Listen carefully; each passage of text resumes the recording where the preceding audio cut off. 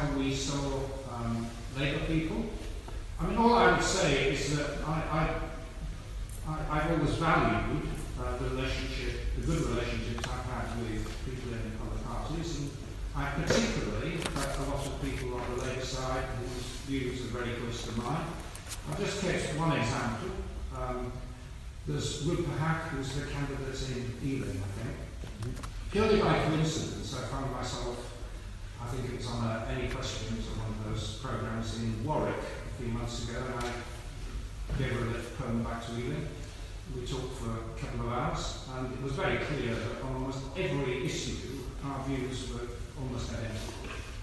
And so I would find it difficult to vote against something like that. And I would hope that our people around the country are discriminating and think in that kind of constructive way.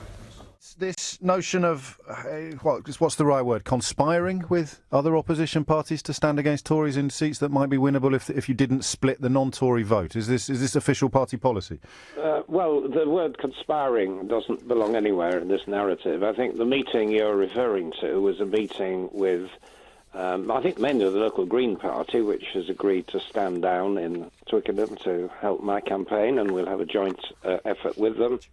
And I was simply making completely innocuous comments describing what happens under our first-past-the-post system, where candidates from all parties, Conservative, Labour, LibDem, Green, try very hard in some areas and try less hard in others, because that's the way you have to mobilise your resources on a tactical basis. But actual withdrawal from the fray is slightly different from mobilising forces, isn't it? It is indeed, and the Greens have withdrawn their candidates from Twickenham and Richmond, and that was a very positive step by them, and I welcome it. And we have, common values and concerns, and I think that's. So, will Liberal Democrat candidates or Liberal will constituencies see Liberal Democrats not compete in order to facilitate a Labour victory? I think if the local parties decide that that's what they want to do, they should do it. I think in one particular case, I did advocate to our activists in Brighton that they should stand down to help Caroline Lucas there. I think that's the only specific case where I'm aware of any of our candidates standing. Now, it's possible it could happen elsewhere. Mr Corbyn has rejected this as an official kind of tactic, hasn't he? The notion, what are they calling it? A progressive alliance. He doesn't like the sound of that. You're suggesting a sort of progressive alliance light on an ad hoc basis.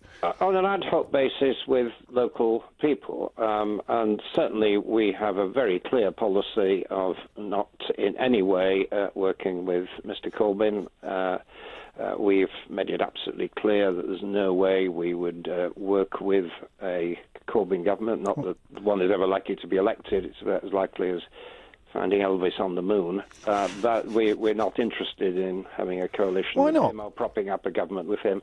Well, because their policy positions on the key issues of the day are completely unacceptable. And their role in a way that David Cameron's were completely acceptable back in 2010. They weren't completely acceptable, but there was enough common ground to form a coalition and to have a coalition agreement, and it was a time of national emergency. So you think the Liberal Democrats in 2017 have more common ground, the Liberal Democrats in 2010 had more common ground with the Conservatives than they do in 2017 with the Labour Party? We have no common ground at the moment with the Conservatives or Labour. The big issue of the day is the way in which the Brexit process is happening. We're very opposed to the way the Conservative government is pursuing this, and we're very opposed to the way Jeremy Corbyn has responded to it. We're heading in a very bad direction. We believe that we need more LibDem MPs elected in order to challenge the government while this process happens, and that the British people should have a say over what happens when we know what the exit looks like.